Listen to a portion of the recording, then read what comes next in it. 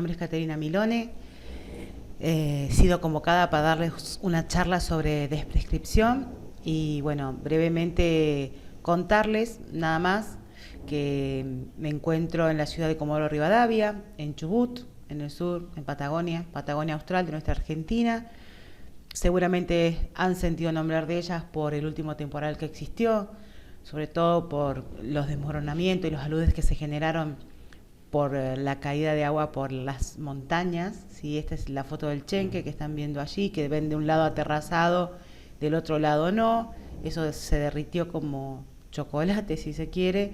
Este es el centro que está a los pies del Chenque, que gracias a Dios no pasó nada en el centro. Y ese caminito que ven lateral al Chenque es el que lleva a la universidad. Allí donde se desarrolla la carrera de medicina, la carrera de medicina más austral de la República Argentina. Y bueno, como verán las fotos, así han quedado nuestras calles.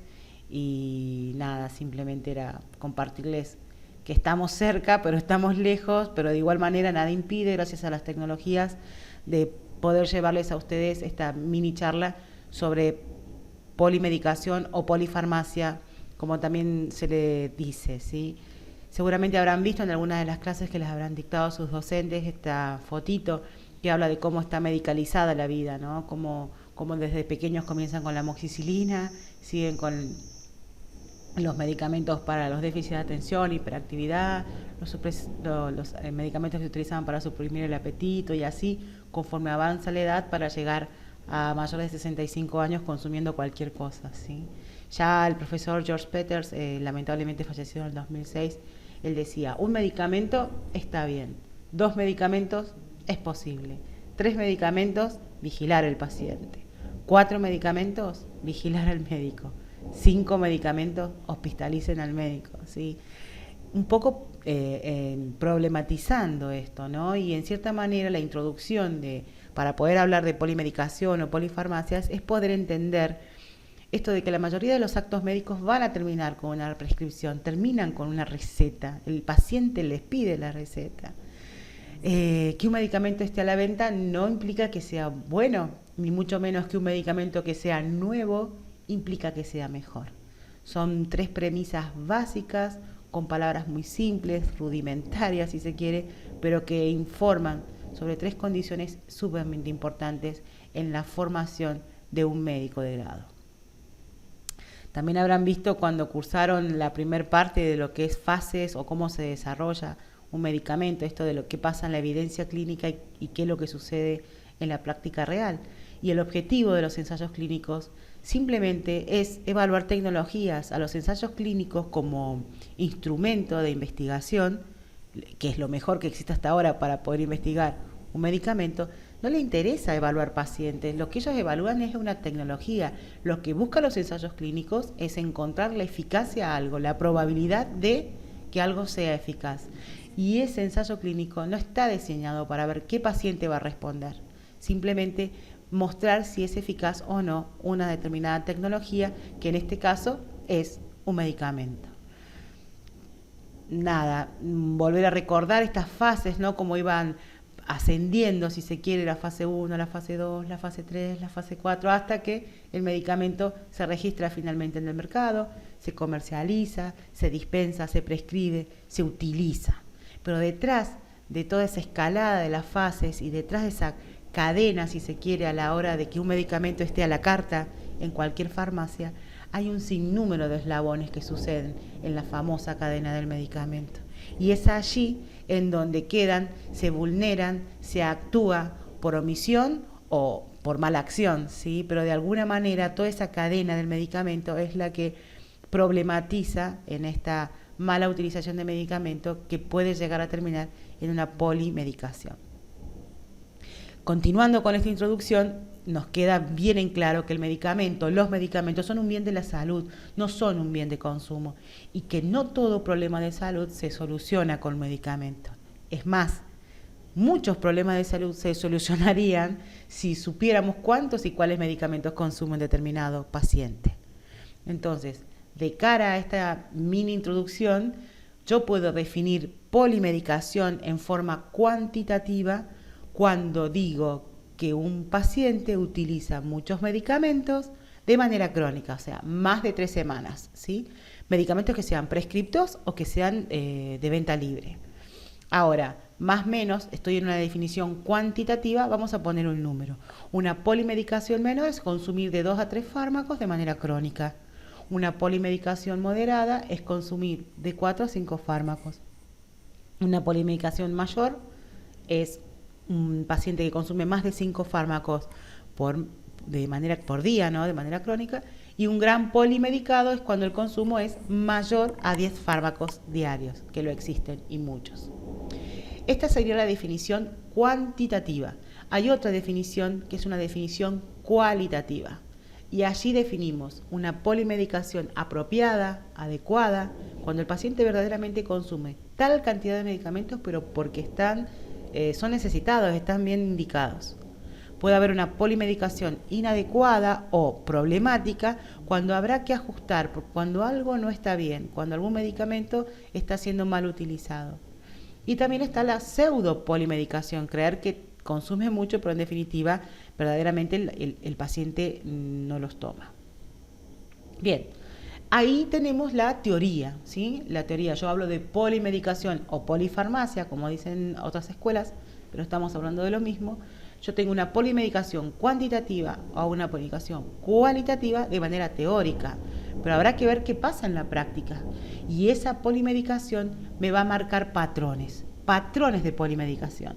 Por ejemplo, una sola enfermedad que tiene muchos tratamientos, un paciente HIV, en donde consume muchos fármacos antirretrovirales para su patología, y es una sola patología que hace que tenga varios tratamientos.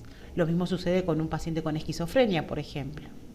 Mientras que hay otro perfil de polimedicado que son, por ejemplo, un paciente que tiene varias patologías crónicas y los medicamentos de sus patologías. Por caso, un paciente diabético, un paciente cardiópata, un broncópata, ¿sí?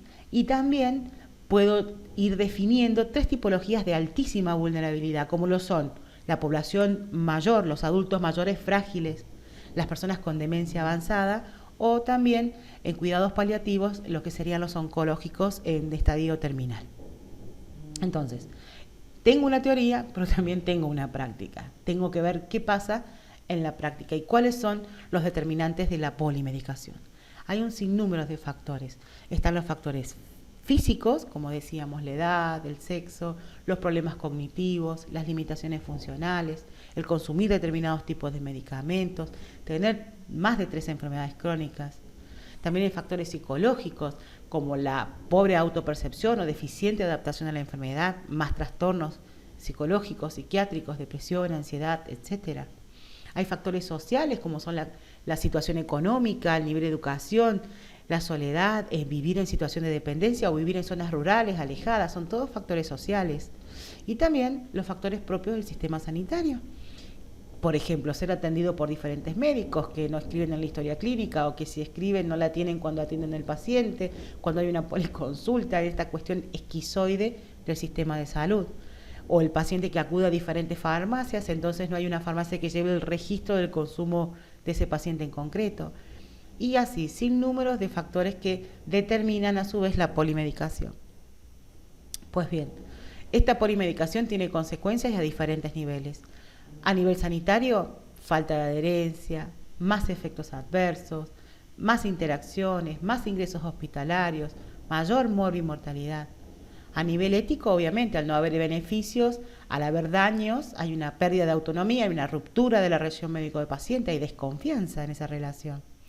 Y a nivel económico, pues claro, mayores gastos innecesarios, mayor consultas, por interacciones, por reacciones adversas, por hospitalización, gente que se hospitaliza por tener una reacción adversa, que detrimenta en la salud y obviamente menor calidad de vida.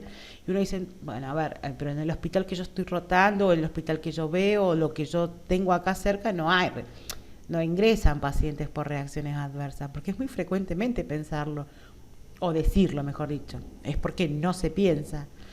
A ver, por caso, en la formación de médico de grado nos van enseñando, nos enseñan las enfermedades, aprendemos a definir un problema de salud, por ejemplo, hipertensión, a establecer los objetivos de su tratamiento, qué quiero lograr para tratar esta hipertensión, y obviamente termino decidiendo un antihipertensivo, mi medicamento de primera línea. Lo mismo pasaría si tengo un paciente con hiperuricemia, con gota, bueno, tengo mi tratamiento de primera línea como la leopurinol. Lo mismo si viene un paciente con Parkinson, hago el diagnóstico y tengo el tratamiento. Ahora bien, ¿y si fuese que yo le preguntase si tomara algún otro medicamento, como por ejemplo un AINE, ser el causante de su hipertensión, un diurético, ser el causante de su hiperglucemia, meclopropamida de manera crónica, ser causante de su parkinsonismo? Entonces allí, ese síntoma o esa enfermedad verdaderamente es una reacción adversa. Y ese fármaco a elección que yo le estaba dando, estaba haciendo una prescripción en cascada, le iba a dar un fármaco innecesario, estaba tratando un síntoma o una enfermedad que estaba siendo provocada por un medicamento. Entonces, sí hay reacciones adversas, sí hay ingresos hospitalarios por reacciones adversas y sí ocurren reacciones adversas mientras un paciente está internado. El tema es que no lo sospechamos, no sospechamos del medicamento como culpable.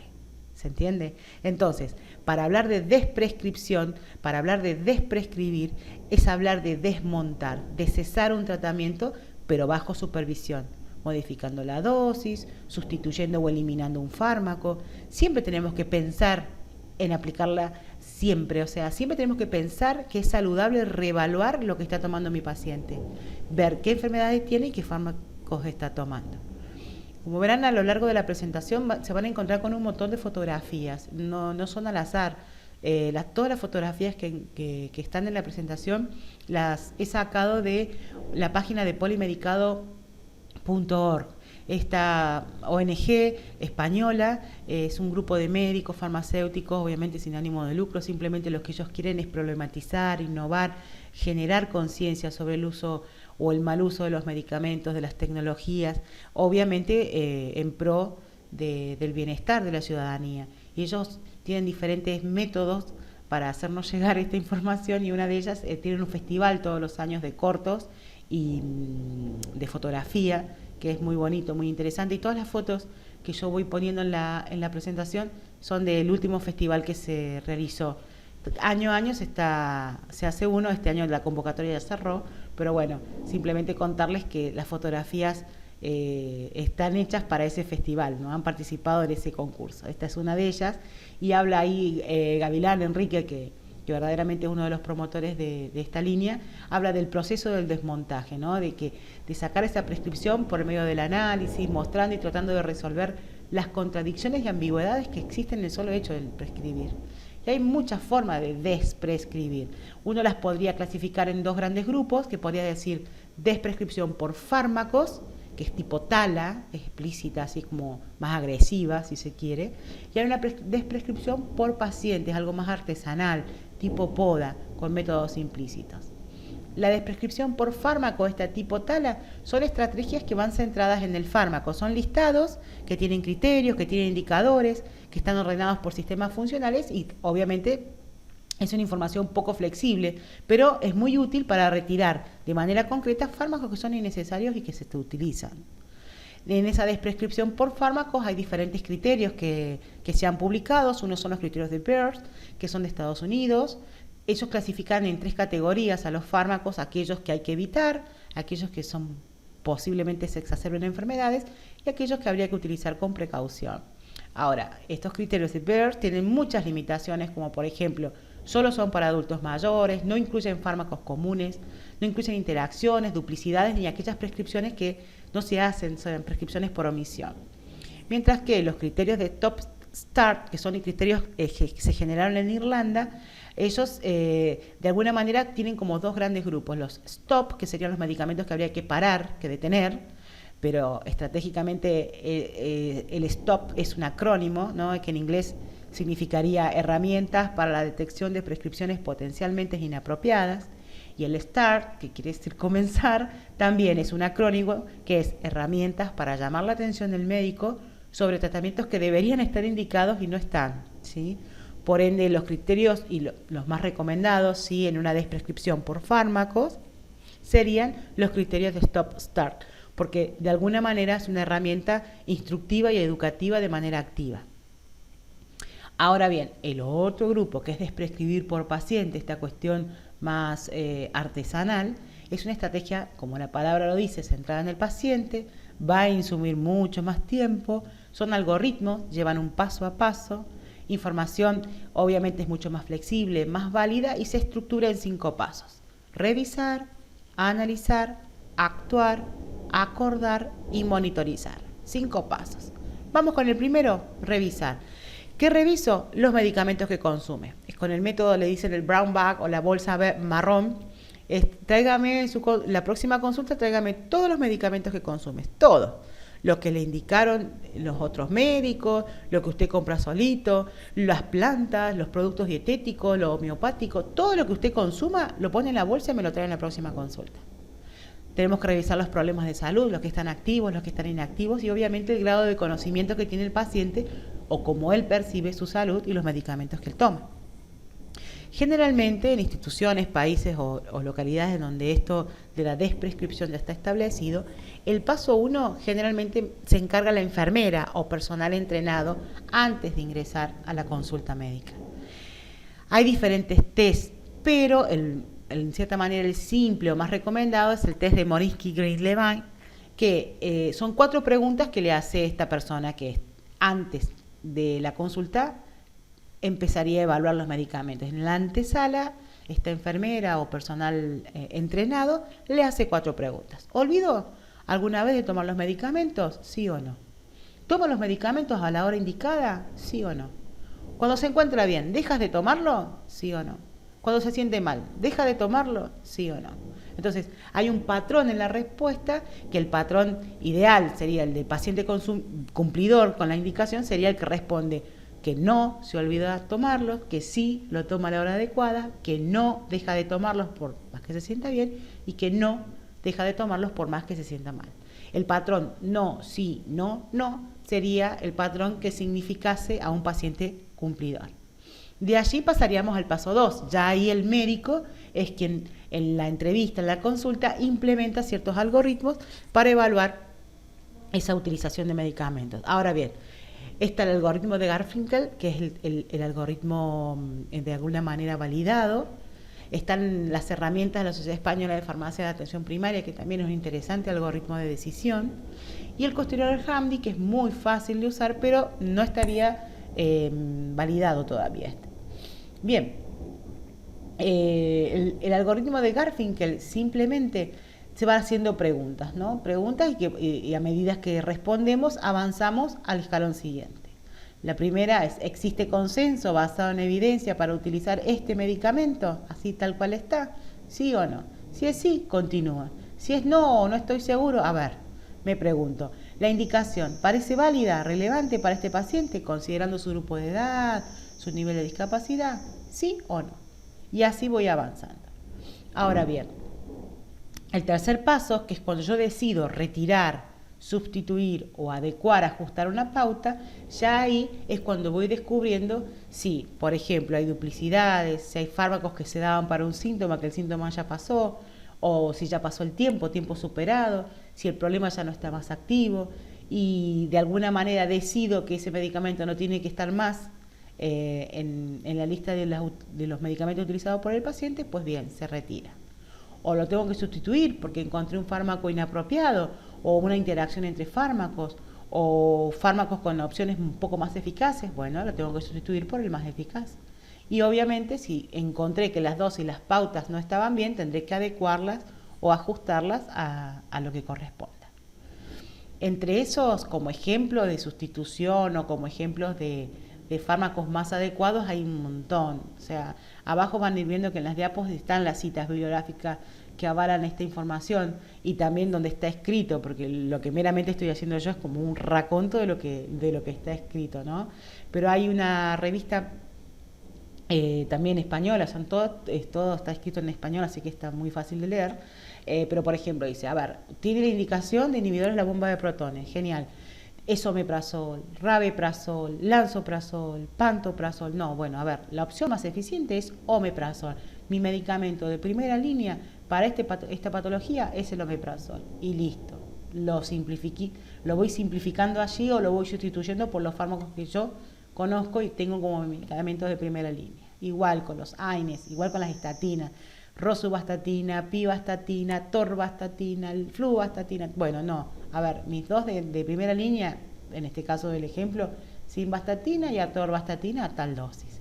Y así, o sea, hay opciones mucho más eficientes de las opciones que mi paciente puede tener.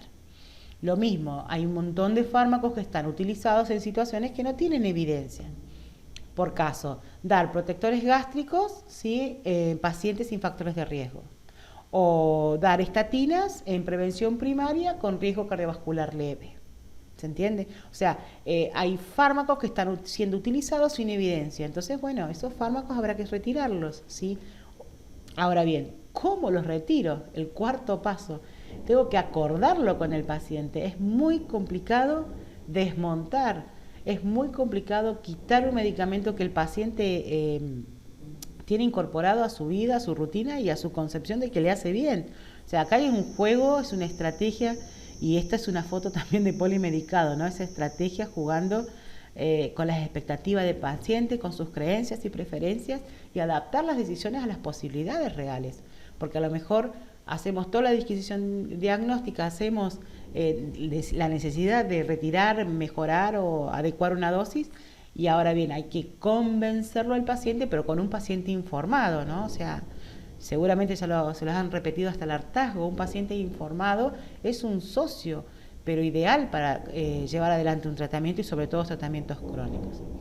Y el quinto paso, que sería monitorizar, pues bien, voy a monitorizar al paciente de acá a tantos días, a tantas semanas, a tantos meses. Eso lo evalúo de acuerdo al medicamento que estoy ajustando, modificando y tal. Y bueno, y ahí cuando me reencuentro con mi paciente, resaltarle los logros, valorarle su adherencia, detectar si aparecieron o no síntomas, evaluar el grado de aceptación que tiene ese paciente con respecto a los cambios que hemos realizado, ¿sí?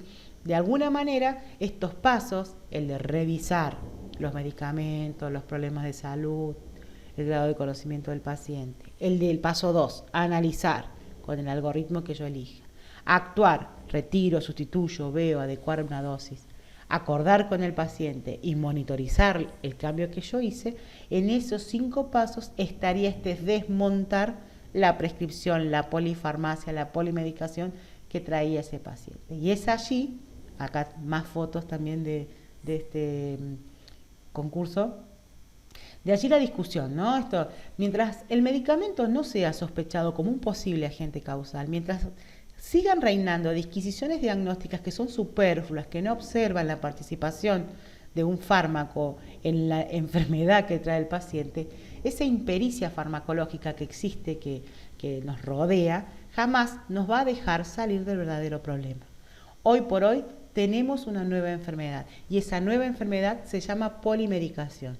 Entonces, si yo la defino, si yo reconozco que esa es una nueva enfermedad y la defino como un problema de salud, puedo, pero perfectamente decir, paso 1, problema de salud, defínalo, polimedicación. La polimedicación es bla, bla, bla. Paso 2, objetivos. ¿Cuál es tu objetivo? Mi objetivo es bla, bla. Automáticamente, al posicionarla como problema de salud, vamos a intentar como comunidad médica encontrarle una solución. El tema es parar la pelota y definir dónde está el problema. Y nosotros como médicos definir los problemas, no diluirnos o ser cada vez más esquizoides entre los medicamentos que la industria farmacéutica ingresa al mercado, entre los que los visitadores médicos pueden persuadirnos enchufándonos muestritas médicas o dándonos algún folleto o alguna información. Nos vamos diluyendo y nos vamos siendo esquizoides, no seguimos formándonos, perdemos la capacitación continua y meramente nos quedamos como simples prescriptores de lo que nos dicen que hagamos. Así es como que cada vez se desmadra más. Entonces, definamos hoy, tenemos un problema y es un problema sanitario grave. ¿Cómo se llama? Polimedicación. Genial. ¿Qué hago? Porque si me la paso denunciando, si lo mío es una parálisis denunciante, no voy a hacer nada. Mientras que si construyo puentes en entender que prescribir, la prescripción es un acto de inteligencia clínica y la desprescripción es un desafío de inteligencia colectiva, automáticamente yo en mi formación de grado entiendo la importancia y la gravedad o en lo riesgoso que es prescribir, y lo entiendo como una responsabilidad, yo no voy a tener una lapicera tan fácil o un autorreflejo tan simplón de prescribir lo que me dicen en el último congreso o un tal visitador médico, o de un medicamento que se pone de moda por la industria farmacéutica fuertemente en su campaña publicitaria. Voy a prescribir por lo que yo aprendí en fármaco, voy a prescribir por cómo yo me sigo formando de manera continua cuando sea residente o cuando vas haciendo mis posbásicas y tal. Pero tomar la prescripción con la importancia de que eso tiene, porque en definitiva la responsabilidad recae siempre en el médico, en el que hizo la receta. Entonces, si sabemos que por hacer la receta o por esta cuestión de diferentes subespecialidades tengo un paciente que está polimedicado culpa de tanta receta, pues bien, habrá que empezar a desmontarlo, habrá que empezar a desprescribir. Pero ahora el problema es mayor, porque tengo que generar una especie de inteligencia ciudadana, inteligencia colectiva para que me ayuden a desmontar esto. Entonces, como ustedes seguramente tienen y están estudiando desde allí la guía de la buena prescripción, que les da los pasos, ¿no? Definir el problema, definir los objetivos, prescribir, dar instrucciones y hacer el seguimiento. Pues bien, lo que nosotros proponemos o fomentamos es intentar pensar en una guía de la buena desprescripción. O sea, a ver, conocer y revisar los medicamentos, replantear los objetivos, desprescribir si es necesario, acordar con el paciente y obviamente hacerle el seguimiento para ver cómo responde a eso. Como podrán ver, son los mismos 5 pasos, tanto como para prescribir como para desprescribir, pero son 2 situaciones completamente diferentes. Es mucho más simple y solitario el hecho de prescribir y mucho más complejo y de alguna manera interdisciplinario desprescribir a un paciente. De todas maneras, no es imposible porque si es un problema de salud, todos los problemas tienen solución. Nada, eso es simplemente a grandes pantallazos lo que puedo llegar a transmitirles hoy en esta breve charla y seguramente de a poco nos iremos frecuentando o de alguna manera acercando información y creciendo desde allí. Les mando un abrazo, un saludo a todos y gracias por escucharme y darme esta posibilidad, ¿no?, de estar más cerca de la academia. Un saludo para todos.